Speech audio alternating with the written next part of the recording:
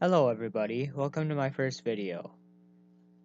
My name is Rex TV, and I will mostly cover Great Lake shipwrecks. That's what my focus will be, and this is going to be my first video, and the topic will be the sinking of the SS Daniel J. Morrell. So without further ado, let's get started with the story. Nowadays, ships sinking could be almost considered a thing of the past if it weren't for the unpredictability of the Great Lakes. Although the last shipwreck occurred in 1975, for those of you wondering, it would be the SS Edmund Fitzgerald. It's still very well a possibility for there to be a wreck at any given moment. In total, all of the lakes have gulped up 6,000 to 10,000 ships since ships on the Great Lakes became a thing. And some of them, everybody on board goes down with it.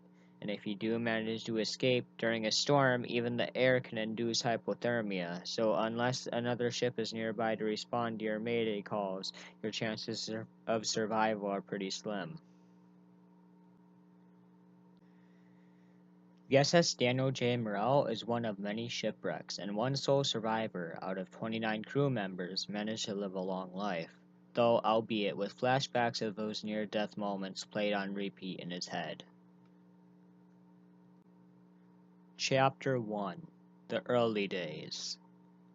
The SS Daniel J. Morrell was built by the West Bay Shipbuilding Company in West Bay City, Michigan in 1906 for the Cambria Steamship Company.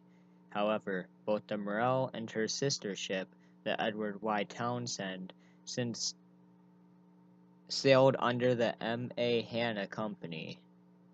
The Morrell came in at 603 feet in length, or 184 meters. Her career was relatively uneventful, and in 1930 both the Daniel J. Morrell and the Edward Y. Townsend were sold to the Bethlehem Steamship Company. Chapter 2: The Sinking. In November of 1966, most of the ships were entering layup, and the crew members were ready for a break from the life at sea. In fact, the Morrell was doing the last run of the season. During the evening of November 28th through the early morning of November 29th, a storm started forming over the lakes, including Lake Huron, the lake that the Morrell and the Townsend were traveling on. The Morrell encountered winds exceeding 70 miles an hour and waves that nearly surpassed the height of the freighter. 20 to 25-foot waves, or 6.1 to 7.6 meters. During the storm, the Edward Y. Townsend decided to take shelter in the St. Clair River, leaving the Morrell alone in the waters near Point Aux Barks, Michigan. Heading for protection of Thunder Bay, and at 2 a.m., the ship began taking on water. Many jumped / were thrown to their deaths into the 34 Fahrenheit 1 Celsius Lake Huron water. At 2:15 a.m., the ship broke in half, with the remaining crew squeezing on into the raft while the bow was sinking. There were shouts that a ship had been spotted off the port side bow, but only seconds later it was discovered that said ship was the stern section of the Daniel J. Morrell, speeding towards them under the power of the ship's engine. The bow then sank, throwing the raft into the lake, all while the unmanned stern slowly faded into the darkness, sinking nearly 5 miles from where the bow did. No distress call was transmitted, according to the one and only survivor, Dennis Hale. Captain Crawley claimed that the electric cable had broken, making a distress call impossible to make.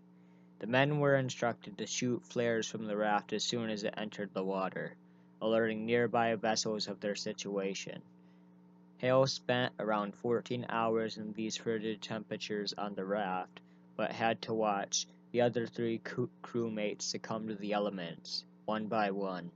Around 4:00 p.m. on November 30th, a Coast Guard helicopter located the lone survivor, 26-year-old watchman Dennis Hale, nearly frozen to death. Afterwards, he had more than 12 surgeries as a result of the sinking. I'd also like to mention Hale was sleeping when the sinking started happening. He didn't have time to put on warmer clothes. He lasted that whole night only wearing a pair of boxer shorts, a life jacket, and a pea coat. The survey of the wreck found the shipwreck in the 220 feet of water with two sections 5 miles apart. The clock on the stern was stopped at 3:28, indicating that the rear of the ship traveled for 90 minutes on its own before sinking.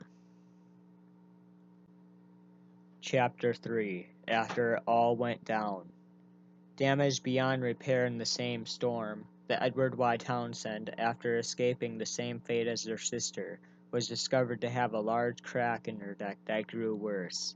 She was declared a total loss and was docked for nearly 2 years. She was deemed unseaworthy and laid up in Sault Ste. Marie, Michigan. The plan was to have her towed to Europe to be scrapped, but she was caught in a strong storm on the ocean on October 7, 1968, off of Newfoundland, and broke into pieces, foundering in the general vicinity that the RMS Titanic had sank on in 1912. That's pretty ironic. Sadly, Dennis Hale succumbed to cancer on September 2, 2015 at the age of 75.